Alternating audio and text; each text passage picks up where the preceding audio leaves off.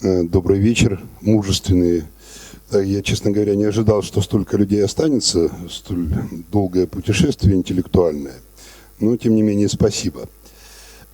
Значит, я сейчас скажу несколько странных тезисов, ну, может быть, не странных. Первый, что сейчас мы живем в очень забавное время, заканчивается цивилизация денег. Ну, вот она сейчас был экономический кризис, как бы он был, но на самом деле он везде остался, немножко он прикрылся, но тем не менее это все дальше и дальше продолжается.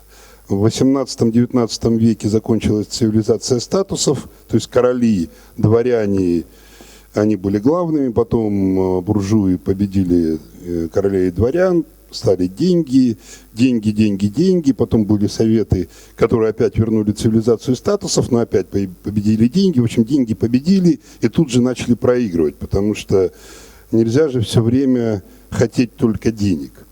И вот эта вот новая цивилизация, в которой мы являемся свидетелями ее зарождения, вот она уже вылазит наверх, хотя старая цивилизация в виде посредством масс-медиа, телевизоров, там, журналов и прочее говорит, что вас нет. Но на самом деле вы как раз представители той новой цивилизации, про которую я сейчас говорю.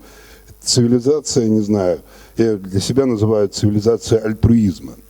Тобто, если размышлять критериями или категориями цивилизации денег, критерий успеха является один – это денег. Да? Чем ты больше у тебя денег, тем ты более прекрасен во всем своем великолепии. И можешь менять майбахи, там, не знаю, яхты и прочую радость жизни, но радости как-то все меньше и меньше. Вот я вчера как раз был на такой странной вечеринке, где был такой парад, ярмарка тщеславия. И вот я понимал, что счастья как раз нет. А вот в ваших глазах счастья как раз больше. Меня это очень сильно обнадеживает. Так вот, критерий успеха – деньги. Вот мое такое представление, что критерий успеха единственный, на самом деле, это возможность дарить. Ну, то есть, как в детском мультфильме, то есть безвозмездно, да, даришь. И тут тоже, правда, состоит из двух частей. Во-первых, нужно иметь, что дарить. Причем деньги – это нижний уровень, а так это талант, любовь, внимание, ну, не знаю, там, знание, вот ты даришь, да. И еще очень важный момент – нужно найти тех, кому это нужно. Ну, потому что можешь носить свой дар какой-то, а оно никому не нужно. И ходишь такой весь несчастный, и не с кем поделиться. Вот когда у тебя это все сложилось, тогда ты там, можно сказать, один из самых успешных людей. Второй, я не знаю, критерий или конституциональный принцип этой новой цивилизации – это делать только то, что ты хотел бы показать своим детям. Ну, не детям, то есть детям, да, то есть не вопрос цензуры, что там нельзя ничего такого смешного показывать, а то, что ты оставишь как бы автопати. Вот ты раз умер, а после тебя что-то осталось. Вот это вот то, что осталось, вот то и делай. А все остальное бессмысленно делать, потому что как у меня очень много знакомых говорят, ну мы сейчас выживаем, да, мы вот выживаем, там денег нет, еще чего-то нет.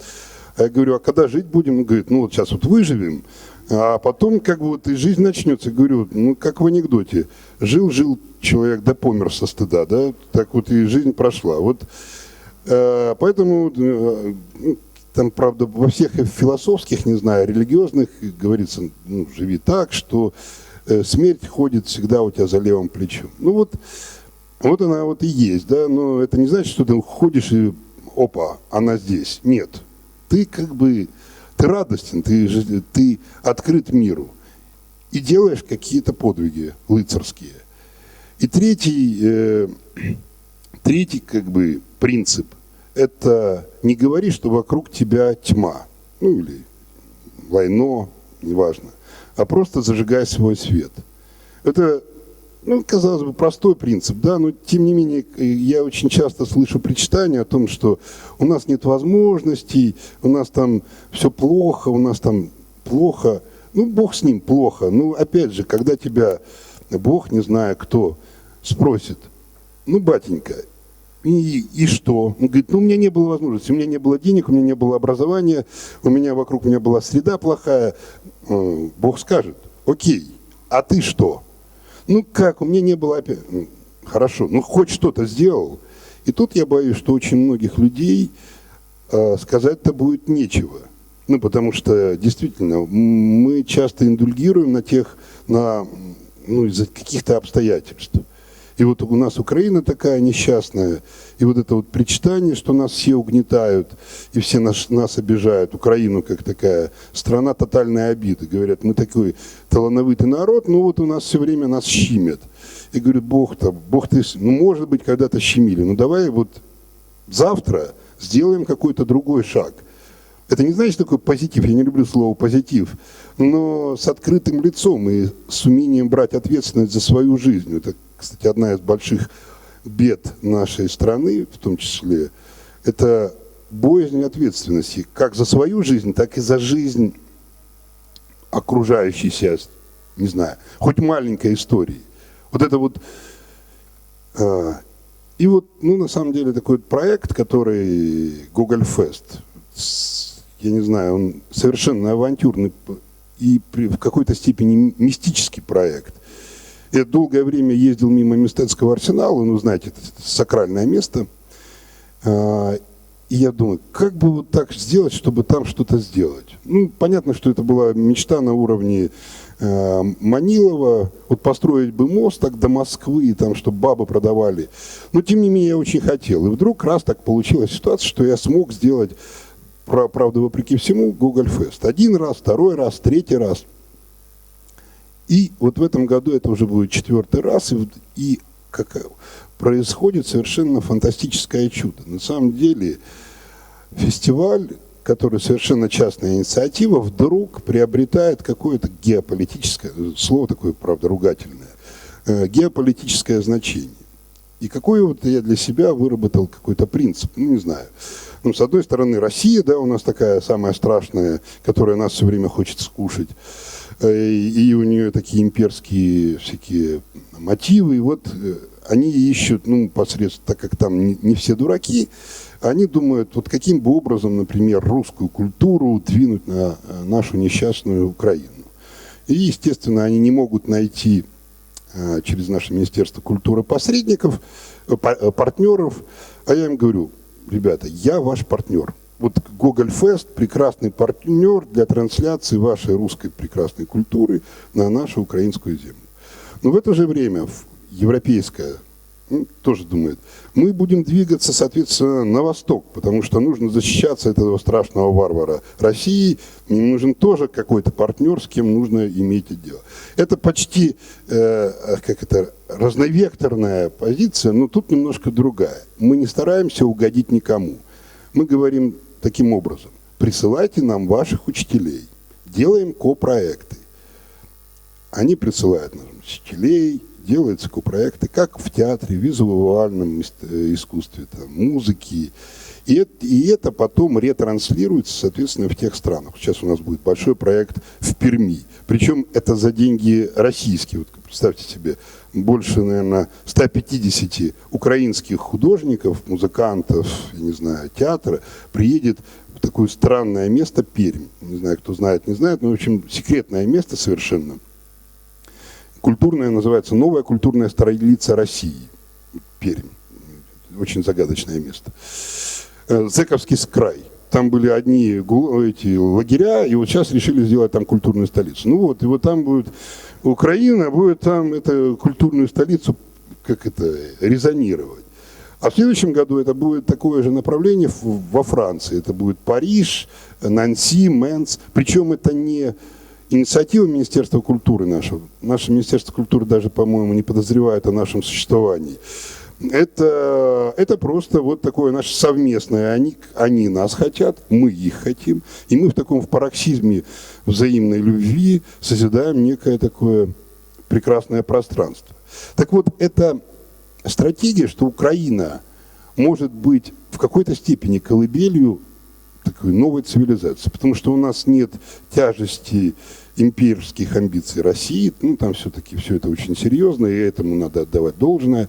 И с другой стороны, нет усталости Европы, которая обременена всеми своими такими постпротестантскими и какими-то вот гуманистически мне не хочется говорить, что это плохо, но они устали. «Закат Европы» еще был, по-моему, в начале 20 века, помните, это такое было произведение написано. А вот сейчас оно есть. Вот когда приезжаете туда при всей благостности, там чувствуется как бы вялость. И тем более они воюют все время со своими иммигрантами. Нам воевать ни с кем не надо. Мы, по-моему, сами прекрасны.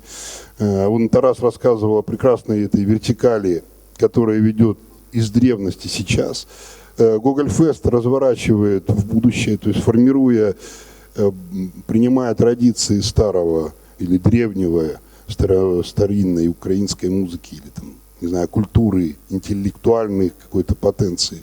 Но при этом абсолютно открыто и принимает все культурные движения со всего мира. Вот такая у нас стратегия. Не знаю, она в следующем году, вот краткие такие будет фестиваль в 5 городах Украины параллельно. Это презентационная часть в сентябре, да, тоже хитрый маркетинговый ход. Я там бэушный бизнесмен, поэтому иногда использую термины. Мы играем в франчайзинг, да, там есть, да, есть города, да, в которых есть активные, прекрасные люди, которые делают сами на своем уровне свои локальные прекрасные события, связанные с искусством. Я говорю, ребята, вы делаете свои прекрасные события, но постарайтесь подвинуть это, чтобы было параллельно с центральными, в то, что будет в Киеве с 3 по 19 сентября. С другой стороны, все там европейские посольства, все эти центры, еще и даже Министерство культуры, там, той же Франции, Германии, Англии, они тоже говорят, мы хотим аккумулировать свои бюджеты культурные на Google Fest, чтобы это вот вся хорошая аудитория, прекрасные люди, ла-ла-ла. Окей. Но у них интерес, чтобы это было не только в Киеве, но еще и в каких-то городах. Я говорю, прекрасно. У нас там есть активисты, которые делают свою локальную за свой счет и за счет локальных денег. Мы им добавляем просто наш высокого уровня ивенты, концерты, театр, лекции, кино, которые приезжают со всего мира. Таким образом, на уровне вот этих городов появляется высокий уровень, действительно мировой уровень культурного события. И это является еще образовательный момент. Для меня очень важно образование, потому что реальное образование у нас, конечно, такое. Но особенно вот в художественной области, я не знаю, знают или нет, но театральный институт, вы знаете, что это такое, или нет, не знаете, неважно. По крайней мере, нет молодых режиссеров как класса, да, их вот нету. Музыкантов вроде консерватория воспитывают, но нет такого мощного движения, чтобы это начинало резонировать во всем мире. Художники вроде наши там начали появляться в мире, да, современные, я имею в виду, художники, но тоже это не вписано в, я скажу, рынок, но это не рынок денежный, а рынок, скорее, смысловой рынок, мировой. Потому что об этом никто не знает. Вообще Украина, конечно, терра инкогнита для мира. Так вот, когда запускаешь сюда копроект, когда там приезжают французские режиссеры, или музыканты, или испанские, или русские, или литовские, они начинают присваивать продукт, который делается здесь. И таким образом он сразу попадает в реальный контекст тех событий, высоких событий этих стран. И это, конечно, для молодых художников нашей страны он большой шанс. Потому что, конечно, я представляю, как, например, парню или там маленькому театру с Кривого Рога попасть на какой-то фестиваль, вообще, чтобы хоть как-то заметили. Шансов нет. Google Fest позволяет какому-то вот, этой реальности встречи с нормальными продюсерами, с нормальной критикой и, опять же, с формированием нормальных медиа. Да? Вы же понимаете, нам медиа что транслируют? Девушки все, а мальчики все. И смотришь, а они все такие несчастные. И как-то их смотреть-то не хочется. Так что, вообще я вам безумно благодарен, что вы мне вернули веру в людей. Вот вам спасибо, и на этом все.